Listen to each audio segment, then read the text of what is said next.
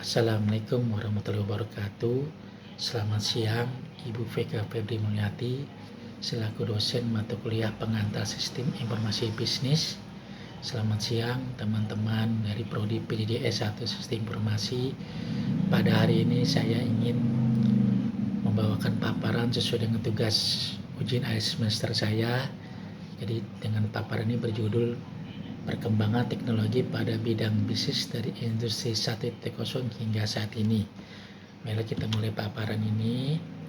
Jadi perkembangan revolusi industri dari era 1.0 hingga 5.0. Ini dimulai pada tahun 1760 sampai 1840. Jadi revolusi industri 1.0 ini ditandai dengan penggunaan mesin uap dan mekanisasi dalam produksi tekstil. Ini memungkinkan peningkatan efisiensi dan produksi barang, mengubah struktur sosial dan ekonomi, berpindah dari pertanian ke industri. Kemudian dari revolusi industri 1.0 berpindah menjadi revolusi industri 2.0.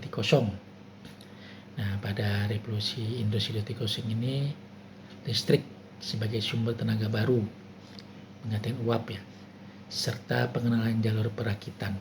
Inovasi ini mempercepat produksi massal dan memperluas jangkauan pasar, mempengaruhi gaya hidup masyarakat dan meningkatkan urbanisasi.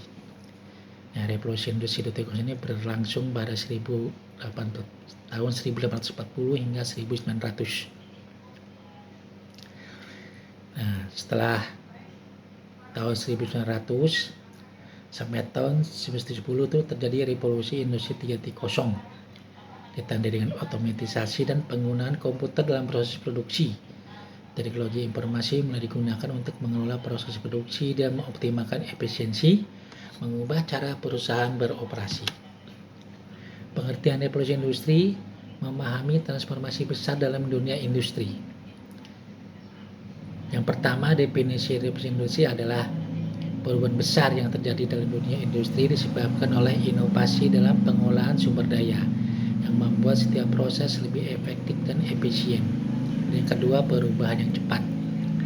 Kata revolusi menunjukkan perubahan yang cepat dan mendasar dalam kehidupan manusia, menandakan transisi dari cara-cara lama ke cara-cara baru yang lebih baik. Yang ketiga adalah kegiatan ekonomi dalam industri. Kata industri merujuk pada kegiatan ekonomi yang mengolah bahan mentah menjadi barang jadi yang bernilai tinggi. Proses ini melibatkan berbagai tahapan yang memanfaatkan teknologi dan inovasi. Inovasi dalam pengolahan sumber daya. Inovasi yang muncul selama revolusi industri memungkinkan efisiensi dalam penggunaan sumber daya, sehingga meningkatkan produktivitas dan mengurangi biaya produksi. Sejarah revolusi industri.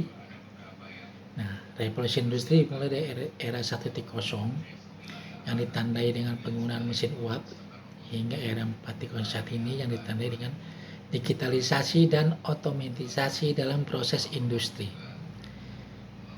Karena dampak sosial revolusi industri adalah revolusi industri tidak hanya berpengaruh pada ekonomi, tetapi juga membawa perubahan sosial yang signifikan, termasuk urbanisasi dan perubahan dalam struktur masyarakat.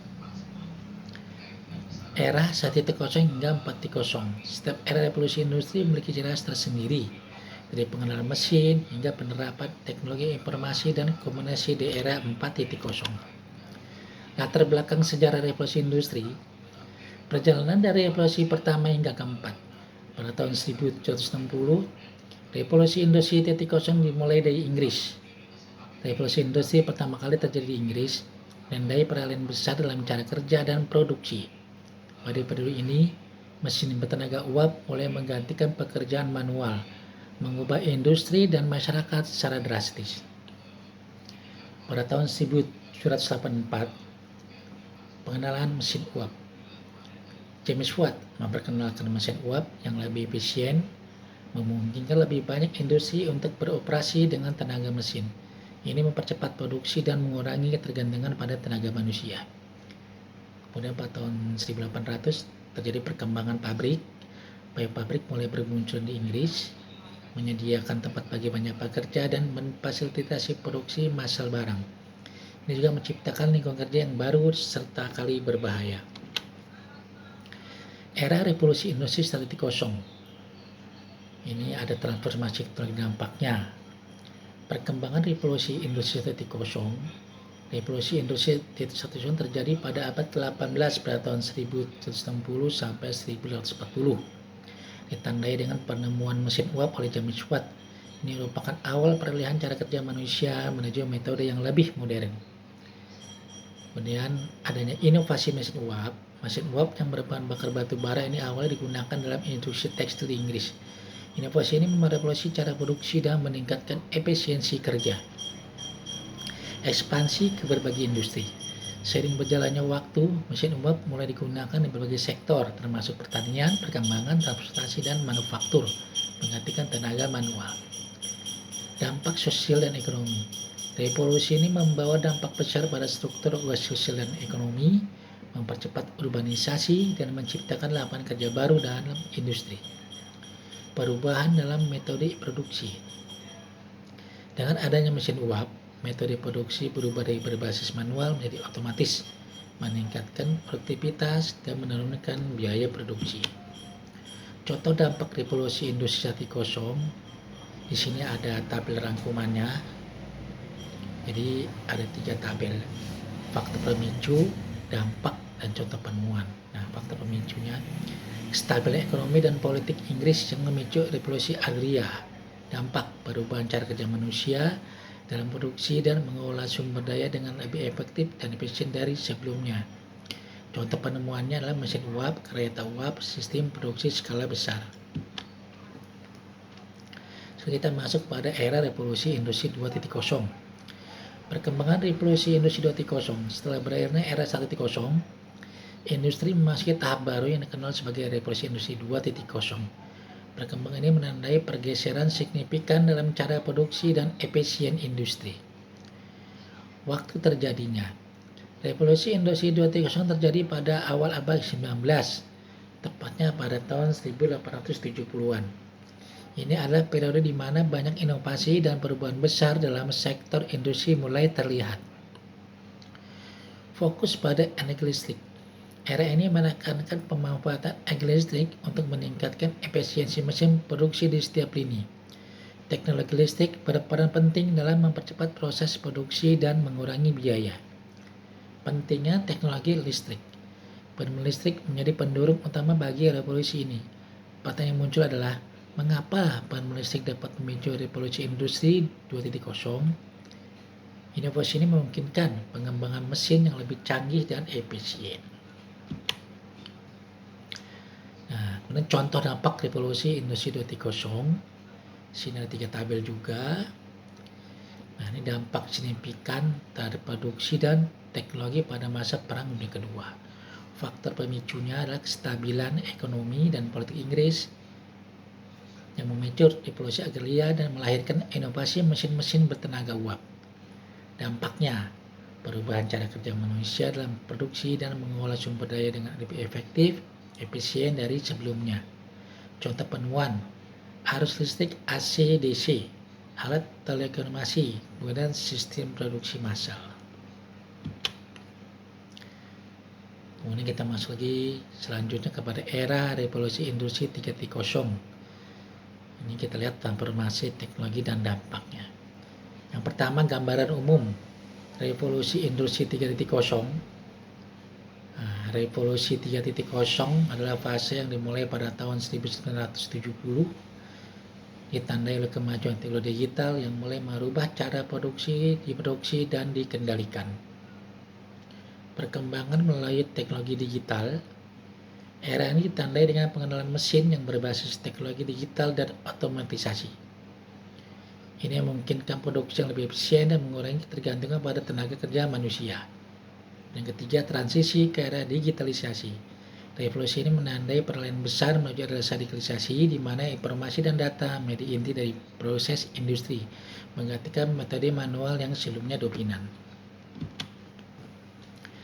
Kemudian kita masuk kepada revolusi industri 3.0. Contoh dan dampak revolusi industri 3.0. Yang pertama, penggantian peran manusia oleh komputer. Nah, revolusi ini ditandai dengan penggunaan komputer yang mulai menggantikan berbagai tugas yang sebelumnya dilakukan oleh manusia, seperti penggunaan data dan komunikasi. Kedua, otomatisasi pengiriman dokumen. Salah satu contoh konkret dari dampak revolusi ini adalah otomatisasi dalam pengiriman dokumen yang percepat proses dan mengurangi risiko kesalahan manusia. Ketiga, perhitungan rumit dengan bantuan software.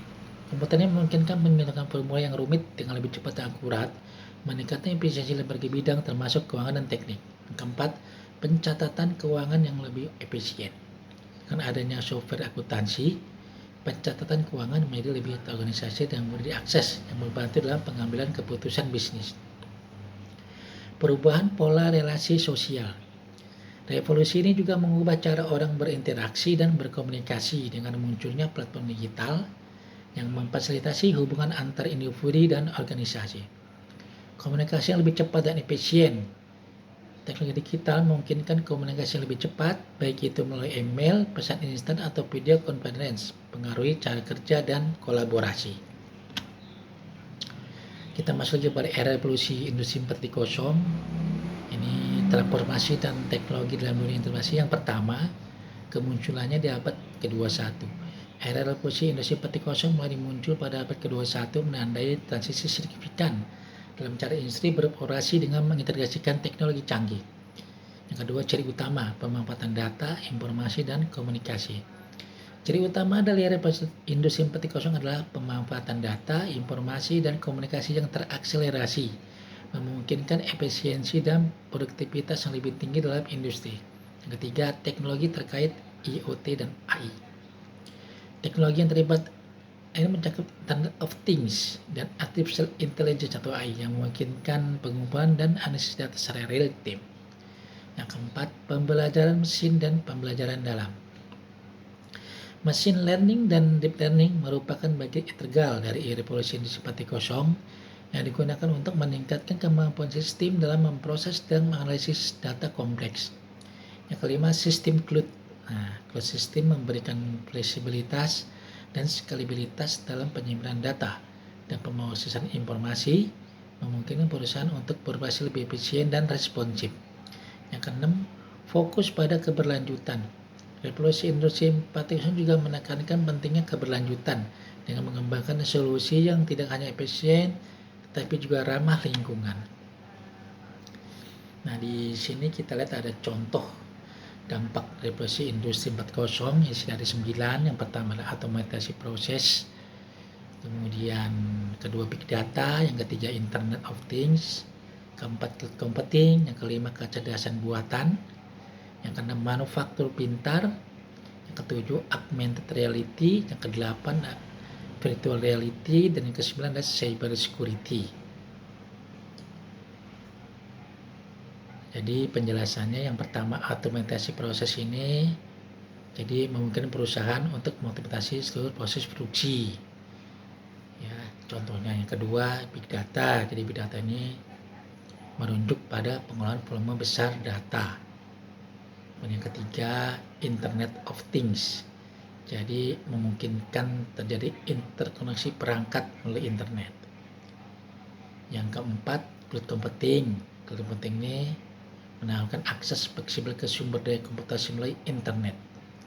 Dan yang kelima, kecerdasan buatan AI. Jadi AI ini mengubah cara bisnis beroperasi dengan menggunakan algoritma cerdas, sehingga dapat membuat keputusan yang otomatis. Yang keenam, manufaktur pintar.